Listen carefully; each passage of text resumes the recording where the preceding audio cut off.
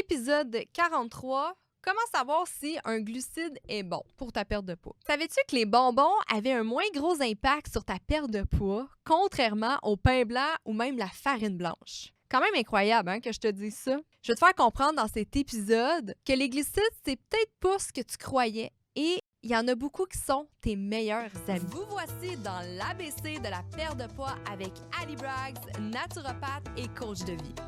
Ce podcast est destiné aux femmes trop occupées qui souhaitent perdre du poids avec des trucs simples reliés aux thématiques des 3C. Les croyances, les connaissances et les comportements à avoir. Chaque épisode te révélera des astuces simples afin d'arrêter de faire le yo-yo avec la balance et enfin avoir des résultats durables sans acheter des pilules magiques. Let's fucking go, on y va! Salut tout le monde! Ici Ali dans l'épisode 43 de l'ABC de la perte de poids et aujourd'hui, on va élaborer sur le C des connaissances et je vais parler aujourd'hui d'un sujet tellement intéressant qui sont les glucides. Je pense que les glucides, il y en a beaucoup de femmes se sont mis à dos les glucides en croyant que les glucides c'était mauvais pour la santé, c'était mauvais pour leur perte de poids, c'était mauvais pour elles. Mais tu vas voir qu'aujourd'hui, je vais t'expliquer vraiment mais pourquoi un glucide est bon et un autre glucide n'est pas bon. On va parler aujourd'hui de l'index et de la charge glycémique. Est-ce que tu as déjà entendu parler de ça? Donc, vraiment, l'objectif, c'est je veux aujourd'hui que tu comprennes la différence entre un bon glucide, un mauvais glucide. Je veux que tu comprennes c'est quoi un glucide et aussi, je vais te donner des petits conseils de quand qui est préférable d'en manger durant la journée. Donc, tu vas voir, tu vas apprendre plein de choses et tu vas adorer ça. Tu vas te rendre compte, dans le fond, que les glucides, c'est comme tes meilleurs amis. Là. Tu te les as peut-être mis à dos parce que peut-être auparavant, tu as fait une diète keto, par exemple, puis tu as lu plein d'articles ou tu as vu des TikTok.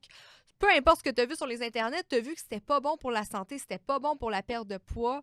Et tu t'es dit, oh my God, si je veux maigrir, ça veut dire que j'ai besoin de couper les glucides. Moi, je vais t'apprendre aujourd'hui que c'est pas vrai. Toutes mes clientes mangent des glucides, je mange des glucides. Faut juste le faire intelligemment, il faut faire des bons choix au bon moment et c'est tout ça que je vais t'expliquer aujourd'hui. Et fait, aussi, il y a une recherche super intéressante, je ne l'ai pas devant moi, mais ça m'a juste fait rappeler en fait que là, je suis en train de faire une recherche en ce moment scientifique à l'école en lien avec le diabète de type 2. Donc, le diabète de type 2 qui est un problème avec le niveau d'insuline, en fait, et c'est souvent causé par l'obésité qui est causé, en fait, par l'alimentation. Donc, souvent, un lien avec les mauvais glucides. Et je trouvais ça très intéressant que ça disait, en fait, dans la recherche en lien avec la perte de poids, que si tu coupais tes glucides, tu allais peut-être perdre du poids plus rapidement au début. Mais après 6 à 1 an, c'était les gens qui avaient perdu moins de poids, les personnes qui avaient vraiment fait un régime bas en glucides.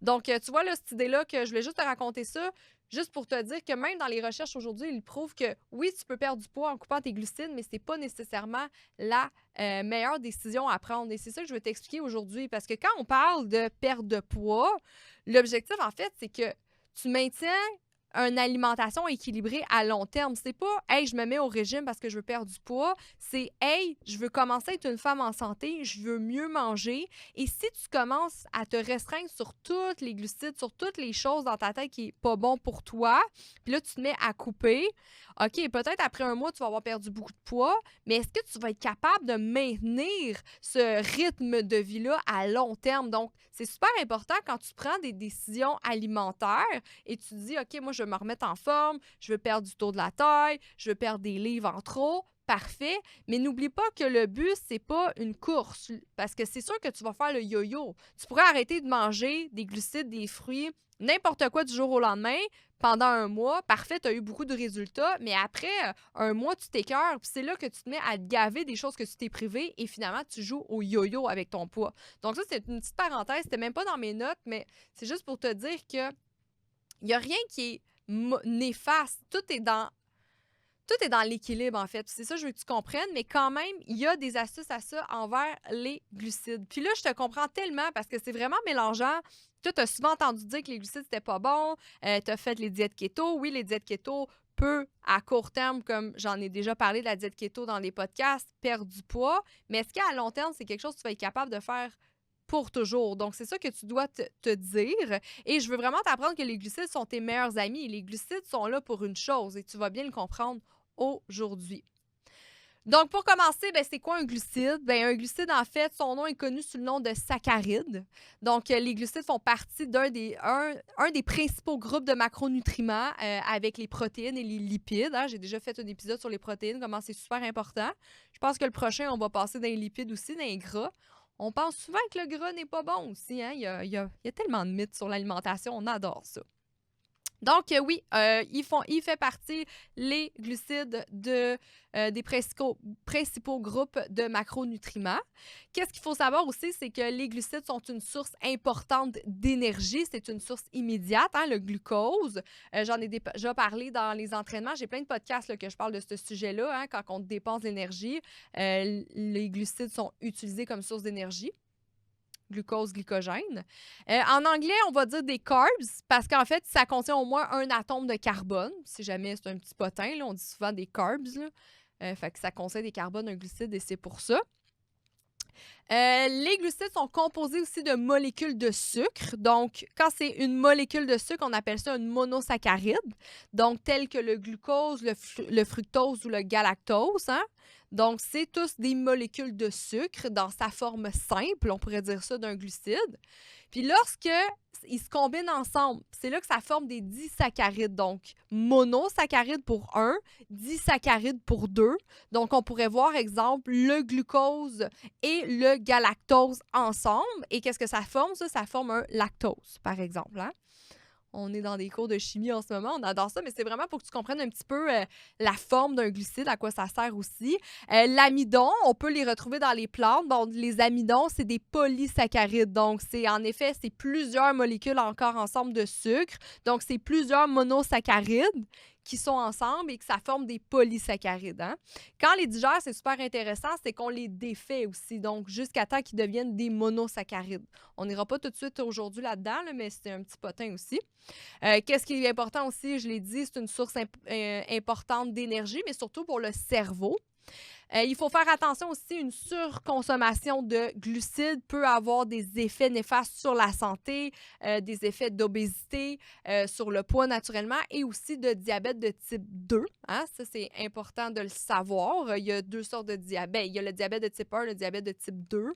Le type 2, c'est souvent créé à cause de l'alimentation. Là, je ne veux pas mettre tout le monde dans le même bateau, mais c'est souvent la cause.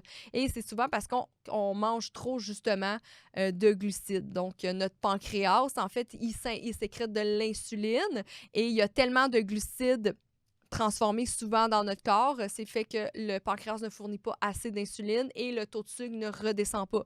Donc, un diabétique de type 2, c'est qu'il y a le taux de sucre élevé dans le sang, si je peux vulgariser la chose. Donc, à cause de ça, c'est pour ça qu'il faut dire qu'il faut privilégier les glucides ayant un index et une charge glycémique basse. Et c'est ça que je veux que tu comprennes aujourd'hui. Parce que souvent, mes clientes, exemple, je dis toujours que c'est mieux le riz blanc.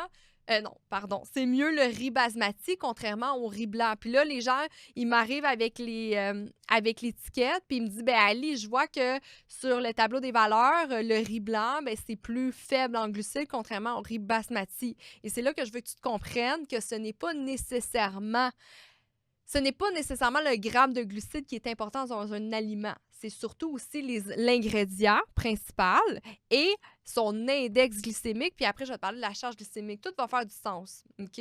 Quand tu vas voir ça. Et tu vas vraiment comprendre maintenant pourquoi il faut aller prioriser les riz basmati, jasmin et autres et non le riz blanc, par exemple. On peut aussi, tu vas voir, je vais t'expliquer avec la charge glycémique pourquoi je dis que les bonbons, c'est moins pire que le pain blanc sur ta perte de gras. Ça, super intéressant. Là, j'ai fait une vidéo là-dessus qui choque. Les gens ne comprennent pas, mais voyons, des bonbons, c'est pas bon pour la santé. Puis là, tu me dis que c'est moins pire que la farine blanche. Puis ça va être beaucoup dans la charge glycémique. C'est tout ça que je vais t'expliquer dans cet épisode. Donc, tu vas voir que la charge et l'index glycémique sont liés à mesurer l'impact des glucides d'un aliment sur la glycémie. La glycémie, je le répète, c'est le taux de sucre. encore une fois. Donc, quand on mange un glucide, le pancréas va sécréter de l'insuline pour permettre au sucre de rentrer dans la cellule, on va dire de rabaisser le taux de sucre. Et en fait, c'est ça le rôle de l'insuline. Mais si le taux de sucre est trop élevé, c'est là que ça peut être néfaste pour la santé. On va commencer avec l'index glycémique. Donc, qu'est-ce que c'est l'index glycémique? C'est une échelle qui classe les aliments qui contiennent des glucides en fonction de leur capacité à augmenter le taux de sucre après les avoir consommés. Donc, il y a des index dans le fond bas, moyen et élevé. On va considérer un index glycémique bas quand c'est en bas de 55 et moins. Okay? C'est un code, c'est une échelle, l'index glycémique, qu'on donne à chaque glucide, chaque aliment. Puis là, exemple, on peut prendre par exemple la patate douce, en fait, est comptée basse dans l'index glycémique. Donc, elle se digère lentement et a un impact moindre sur le taux de sucre. Donc, elle relève moins le taux de sucre, contrairement, exemple, à la farine blanche. OK?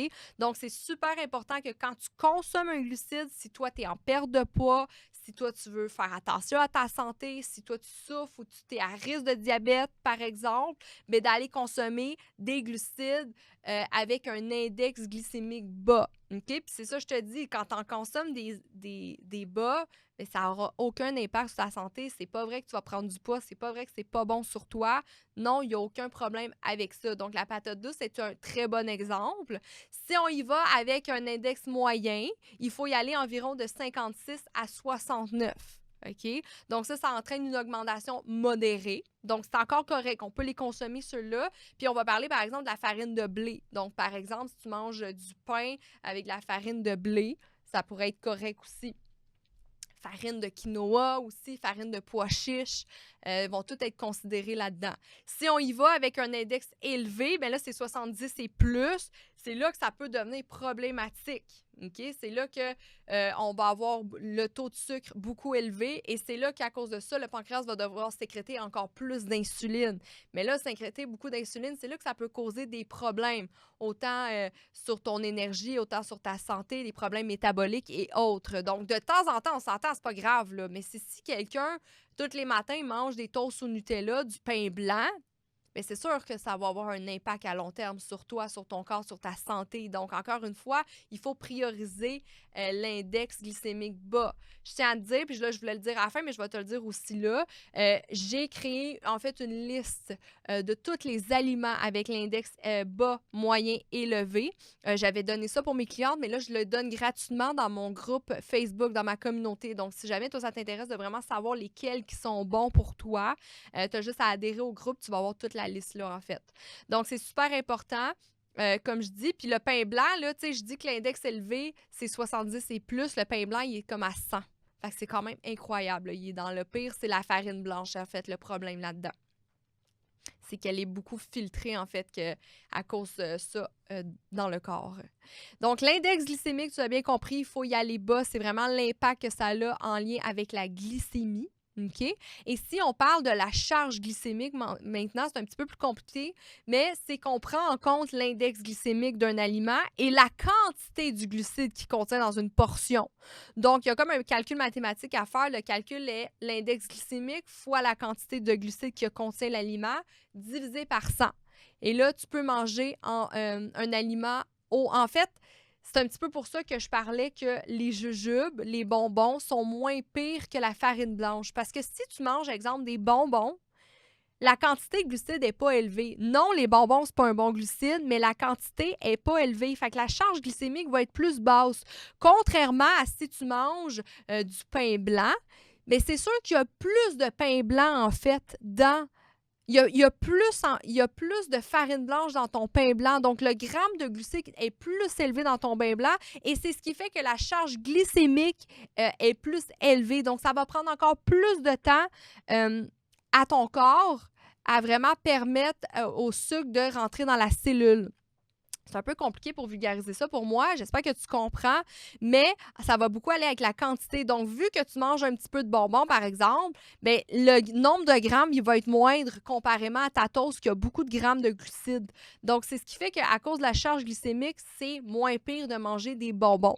Le calcul mathématique que je viens de te donner, tu n'es pas obligé de le faire. Là. Le but, en fait, c'est vraiment savoir quels glucides a un index glycémique bas et comme ça, tu n'auras pas trop de répercussions sur ta perte de poids et ta santé.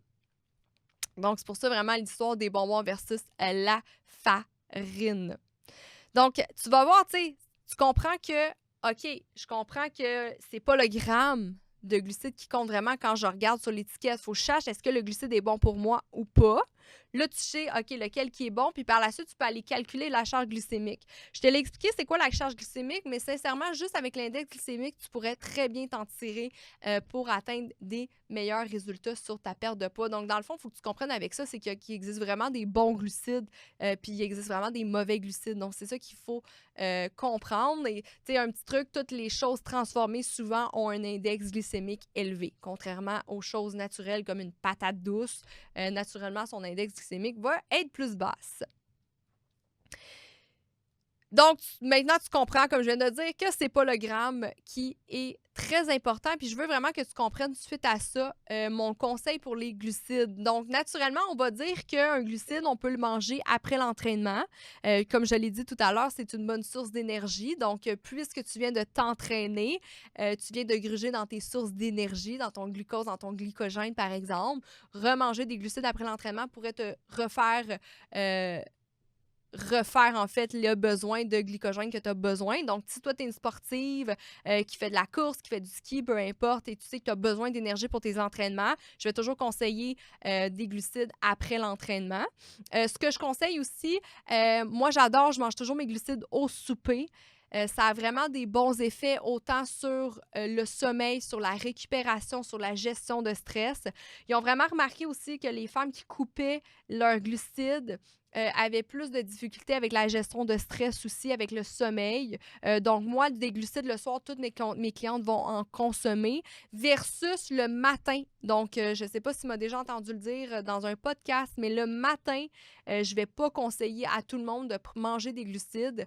Donc, qu'est-ce qui se passe? En fait, le phénomène derrière ça, la théorie derrière ça, c'est que toute la nuit, tu as jeûné. Fait que je conseille toujours de faire un jeûne de 12 heures à mes clientes, donc pas de jeûne intermittent, mais faire un jeûne de 12 heures. Puis, vu que tu as jeûné 12 heures toute la nuit et là que tu manges quelque chose directement en te réveillant, si tu consommes un glucide, surtout avec un index glycémique élevé ou moyen, c'est sûr que ça va créer un gros pic d'insuline, un gros pic de taux de sucre dans ton sang, de sucre dans ton sang. Et ça va être très néfaste pour toi parce que là, ton corps va devoir fournir de l'insuline, ça va créer de la fatigue, ça peut te donner des troubles digestifs. Donc, moi, je conseille beaucoup de ne pas manger de glucides comme premier repas. Puis c'est pas, ce conseil-là, tu peux le prendre si tu as de la difficulté à perdre du poids, si tu souffres d'embonpoint. Il y a beaucoup de points qui font en sorte que tu peux utiliser ce conseil-là. Moi, par exemple, je pourrais en manger le matin, mais j'en mange pas pareil parce que je ressens quand même une petite fatigue après avoir mangé des glucides directement en me réveillant. Donc, qu'est-ce que je vais faire? C'est que j'en mangerai pas à 5 heures le matin quand je me réveille. Après, je vais aller m'entraîner et après mon entraînement, là, dans mon deuxième repas, je vais aller chercher ma source de glucides. Donc, c'est un conseil que je peux te donner et je vois extrêmement de bons résultats sur la perte de gras de mes femmes en santé dans mon programme Tinky Fit lorsqu'elles font ça. Donc, si je peux te conseiller quelque chose, c'est certainement manger des glucides au souper afin d'avoir une bonne récupération, une bonne gestion de stress, un bon sommeil et aussi ne pas en manger le matin. Donc, tu vas voir que ça va avoir une bonne impact sur toi. Puis, naturellement, ben priorise des choix sains, donc des glucides avec un index glycémique bas. En plus de ça, puis certainement, tu vas avoir beaucoup de résultats dans ta santé, dans ton énergie surtout. Je pense que c'est ça beaucoup qui se voit chez mes clientes et même sur moi. Quand tu manges une meilleure qualité de glucides, tu vois vraiment un changement aussi à ce niveau-là. Donc, voilà, c'est tout dans cet épisode-là. Il n'y a pas de secret, là. C'est vraiment ça que je voulais que tu comprennes aujourd'hui. Tu as vraiment compris dans l'épisode que les glucides sont tes meilleurs amis, en fait. C'est une source d'énergie, c'est bon pour la récupération, pour le stress, mais il suffit que tu fasses des bons choix et aussi au bon moment de les consommer. Comme je t'ai dit, si tu adhères à mon groupe Facebook, à ma communauté de femmes en santé, Parlons Santé sur Facebook, tu vas pouvoir avoir accès à la liste des aliments avec un index glycémique bas. Et sincèrement, ça va énormément t'aider dans tes choix alimentaires dans ta journée, puis sans te priver. C'est ça qui est génial. Tu n'auras pas besoin à te priver de glucides. Tu vas juste faire des bons choix et ça va avoir aucun impact sur une prise de poids. En fait, tu vas même voir que tu perds du poids parce que tu vas avoir plus d'énergie, tu vas être plus de bonne humeur, tu vas avoir une meilleure récupération. Tu vas être moins stressé, puis c'est ce qui fait qu'en fait, tu vas plus perdre de poids en mangeant des glucides. Fait que tu as juste à adhérer au groupe. Je vais laisser en bas en commentaire le lien du groupe. Je tiens à dire aussi que le dévoilement de ma page couverture à ce jour, en ce moment, a été fait. Donc, si tu ne l'as pas vu aussi, reste à l'affût. Tu vas voir qu'il y a beaucoup d'informations sur le sujet sur mes réseaux sociaux. Et officiellement, je peux te dire que c'est Toi la boss de ta vie est le titre officiel de mon premier best-seller. Je suis énormément fière. Il va être disponible en début mars si jamais ça t'intéresse de lire un livre sur le développement personnel. Je vais autant donner des conseils sur le mindset, l'esprit, mais aussi naturellement sur l'alimentation, la santé du corps. Le but de ce livre-là, en fait, c'est que je t'explique, les premiers chapitres, je t'explique mon adolescence, comment ça s'est passé, comment j'ai passé d'une femme droguée à une femme d'affaires aujourd'hui, à une femme qui inspire les autres, à une femme aujourd'hui qui réussit et qui est heureuse. Donc, comment j'ai fait. Donc, je vais tout expliquer de la fois que j'ai consommé, la première fois jusqu'à ma désintox. Donc, c'est le premier chapitre. Et par la suite, je te donne des conseils de comment j'ai fait jusqu'à aujourd'hui pour m'en sortir. Donc, autant des conseils alimentaires sur un mode de vie actif, sur le mindset. Il y a des exercices, je donne des recettes, je donne des entraînements, je donne des outils de développement personnel. Il est vraiment complet. J'ai vraiment hâte que tu ailles le lire. Tu vas voir, ça va énormément t'aider dans ta mission de vie et tu vas pouvoir enfin devenir toi aussi la boss de ta vie. Donc, on se retrouve la semaine prochaine avec un épisode sur les plantes adaptogènes. Donc, tu le sais, j'adore les plantes. C'est pas pour rien que j'étudie le sujet en naturopathie. En fait, les plantes adaptogènes, si tu ne connais pas ça, c'est des plantes qui peuvent t'aider à t'adapter au stress physique, psychologique, émotionnel et même oxydatif. Donc, ils sont vraiment utilisés depuis des siècles et tu vas voir, tu vas te rendre compte que si tu es une femme stressée ou qui fait de l'anxiété, tu ne pourras pas te passer de ces plantes-là. Donc, c'est une belle découverte pour moi et j'espère que ça va l'être pour toi aussi. On se retrouve la semaine prochaine et encore une fois, merci de ton intérêt, Femme en santé.